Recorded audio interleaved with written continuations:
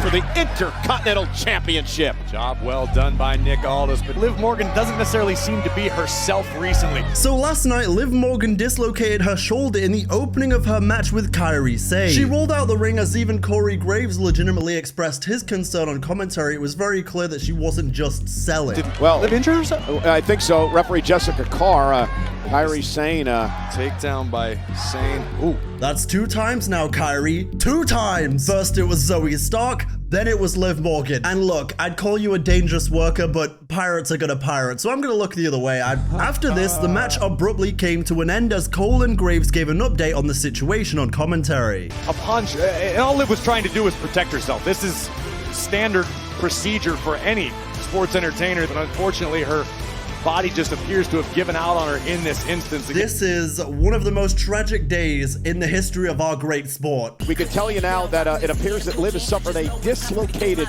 shoulder in that matchup. Not only is the Liv of my life injured, but now we're probably not gonna get Nikki versus Liv at Evolution.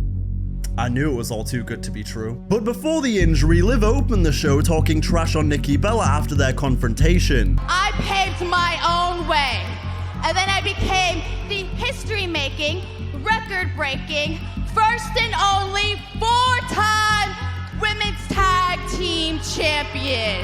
And then Io Sky would come out and continue to be iconic as only she can. Do everyone a favor? Shut your mouth! Thank you very much, Io Sky. That will make a fine addition to the DDJ soundboard. And by the way, guys, I'd like to go ahead and thank the sponsors Shut of your mouth!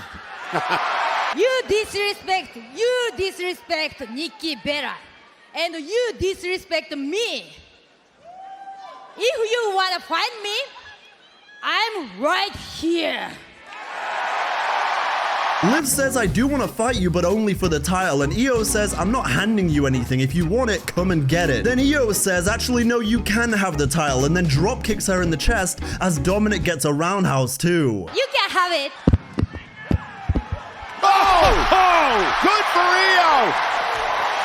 We're gonna have someone here tonight, and a shot to Dominic as well. That's my women's world champion right there. I absolutely love hearing Io cut promos any which way. She is so likable and entertaining. Hell, even when she was a heel in Damage Control, it was still kind of like, but I can't hate Io Sky. Next, it was time for the Queen of the Ring tournament first round match. But not before Liv told Raquel beforehand to go out there and win and then help her with Kairi later on. And this was a fantastic fatal 4-way. Great back and forth, and God knows we love seeing Vaquer and Asuka link up. After a riptide to Raquel at ringside, the returning Asuka advances by hitting her new finisher, the Empress Impact. Rhea didn't forget, and she sure as hell doesn't forgive.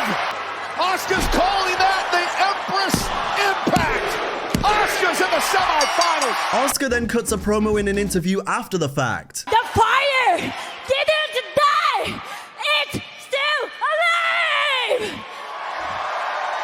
I will say, I loved seeing Ivy and Raquel get shine in this match too. Compliment like Ivy Nile does, but look at the power of Raquel. At one point, Stephanie goes for a devil's kiss, but it's broken up by Raquel. Then Raquel gets caught in her own devil's kiss, picks up Vaquer, kicks away Asuka, but Vaquer takes her out of the ring, holds on, and then delivers a devil's kiss anyway on the apron. And now on an apron. Also, Ivy Nile's German suplex, a thing of beauty. Almost had a textbook example, bridging German suplex For the win! Asuka kicks it too! Plus, this double underhook codebreaker from Vaquer could high-key be someone's finish. Double underhook by Vaquer has Asuka straight up. Oh! Down goes Asuka, and again. Just super great stuff all around from the women's division. Then, in the Judgment Day clubhouse, Liv is like, come on, let's go take care of Kairi, but Raquel says, that doesn't work for me, sister. Then before Dominic Mysterio can go chasing after Liv, JD stops him. He says, remind me again why I have a match with AJ Styles, and Dom says, look, he's breathing down my neck. I need you to take care of him, then you guys can go back to the tag titles. Dom says, Finn, you were supposed to take care of AJ too, so I want you to hang back tonight. You were supposed to take care of AJ Styles a couple weeks ago. So, I think it's best if you stay back and hold down the fort.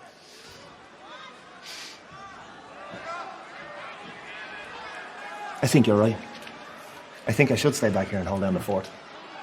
But I think you should She'll be out there watching JB's back. The teasing that Finn Balor is doing nowadays, where he's teasing leaving the Judgment Day, is never not going to be one of my favorite funny things that is happening week to week on Raw. No problem, Dominic. I'll go take care of him. You should have said me. No problem. I'm Finn Balor. Finn then says, Raquel, don't listen to him. I think you're doing great. And he says to Roxanne, come on, I've got an idea. Since I'm a target, I want to make it very easy for you. I am right here. Back in the ring, the new world champion Gunther sends a message to Seth Rollins before he's interrupted by a returning Goldberg. Goldberg says, congrats, man, you did it. You should be proud of that. But a matter of months ago in Atlanta, Georgia, you disrespected my family, and in Atlanta, I'm gonna finish what you started. Saturday night, main event. You're mine because you're next.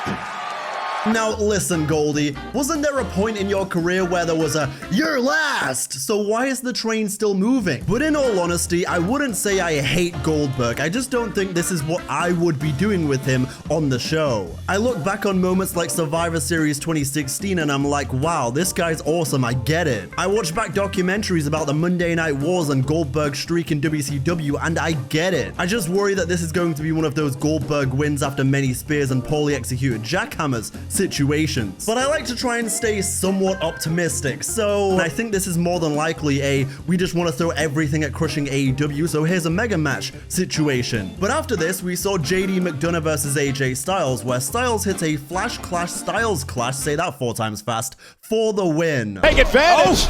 Nice takedown by Styles. And quickly. The Styles Clash Flash. The Flash Clash. Kick out. No, win for Styles. The amount of times I've heard Michael Cole make that mistake is insane. The worst time he did it for me was when Bianca beat Sasha at WrestleMania. Banks up. KOD. No way. It's a death. No way. Grabs up Banks. And a kick out. A kick out by Sasha. No. Here is your winner. After the match, Styles hits a Pele kick on Dominic Mysterio, who tries to attack him. And then they get out of dodge, avoiding a forearm as Styles stands tall with the title and takes it backstage. Then, backstage, Akira Tozawa has a final word of encouragement for Sheamus. Sheamus! Kick his ass. Then, we see more of the background development with Grayson Waller and Austin Theory in the New Day as Bayley walks to the ring. And Xavier, sir.